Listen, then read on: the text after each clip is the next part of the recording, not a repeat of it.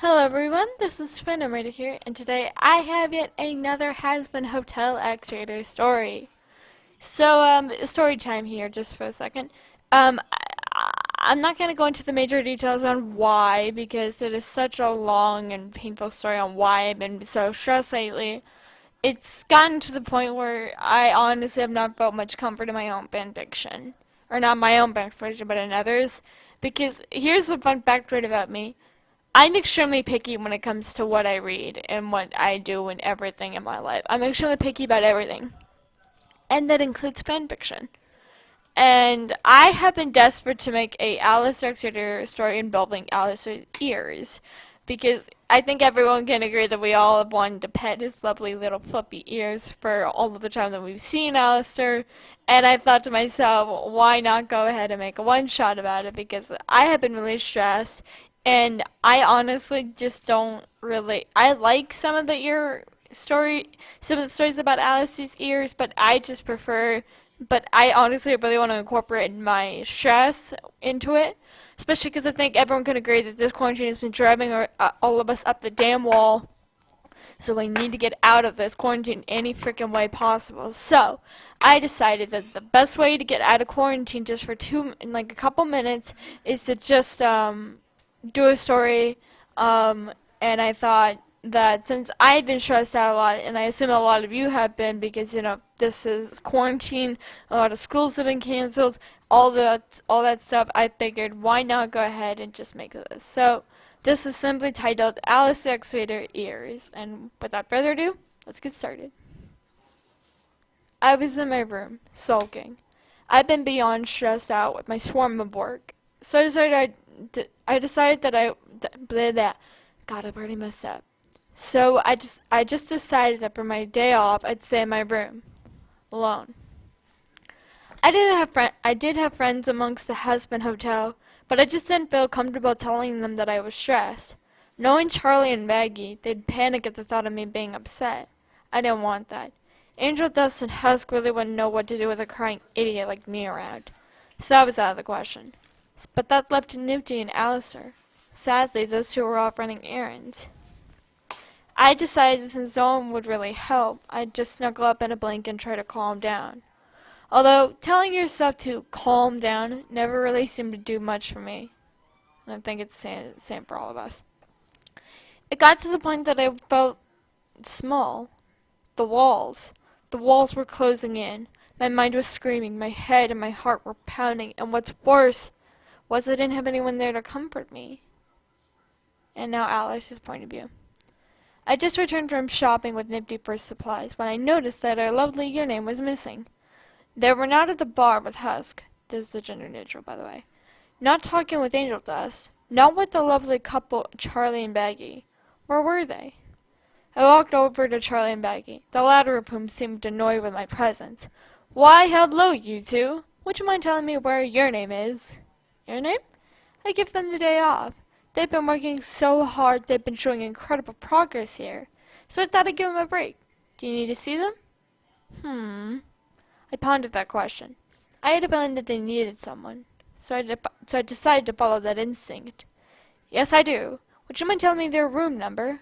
Baggy Baggy tried to hint to Charlie that this was a bad idea, but luckily Charlie agreed to it. Sure, here's a spare key. Charlie snapped her fingers, and a spare room key floated with a colorful aura. I took it, walking past them, only leaving them with a "Thank you, girls. I'll take good care of Your Name." And now your point of view. I was still in my panic attack. I was holding onto my pillow for dear life. I was so induced into it that I didn't realize there was someone in my room until I heard their voice. Dear Your Name, why are you looking so afraid? I looked up and saw Alastor staring back at me. His smile strained. Did someone hurt you? Do I need to go on a hunt? I shook my head. It's a panic attack. I get these whenever I'm super stressed out, I explained, my stutter caused by my rapid breathing.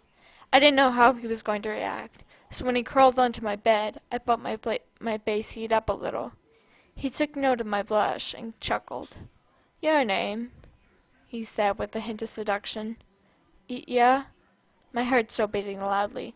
No doubt within me said that he couldn't hear it. I'm just curious if you would like a dad joke. I looked at him. Deer in the headlights splattered across my face like paint. Uh, uh, sure. What do you call someone? What do you call someone with no body and no nose? What? Nobody knows! He laughed, and I felt a laugh erupt from me as well. Sorry, I screwed up that joke, by the way. There is that lovely smile. Now, is there anything else you would like? Some water? Tea? What about coffee? My face grew to one of wonder. What could I ask from him? Part of me desperately told me to ask him for a kiss, but I didn't want to pressure him to do it. So I thought of something else, and I blushed at the thought. Um, can I pet your ears? He tensed.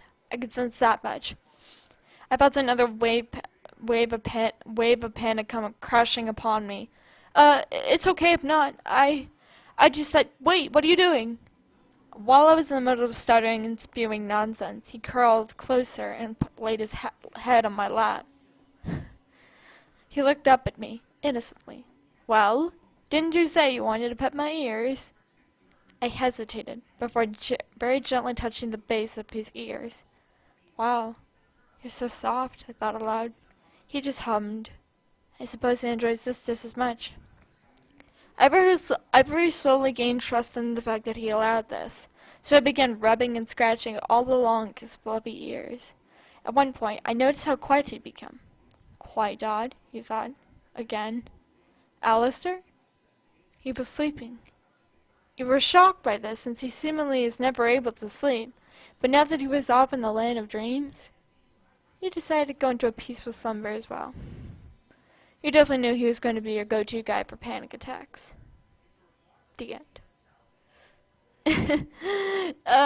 This story I'm sorry I butchered it by my stutters and crap, but honestly, it's been a bit since I've read a story because, oh god, I don't even know why I'm telling you guys I was stressed out because I don't want to worry you guys, but the good news is that the majority of it's over now. And as I mentioned, school for me is almost over. I have 24 days left of school left, with not counting holidays or weekends. So, hallelujah! Because that means I'm going to be free of online schooling and I'll go back to my normal year back in senior year this year. Because yes, I'm going to be a senior in high school. I'm very excited about it and I hope to God this goes better than this past few months. But thank you all so very much for watching this Alice X-Rated video. I really did try to make this a little bit more accurate to Alastor's character. In fact, I even used the dad joke and the nobody knows joke from a Honeycast stream. And also I'm going to be linking the artist who made this art down in the description below. I do not own it obviously because I've seen my art in the live streams. You know I can never do this. But yeah, thank you all so very much for watching. And as always, it's been Ranger and I'll be seeing you all very soon. Stay safe and bye bye.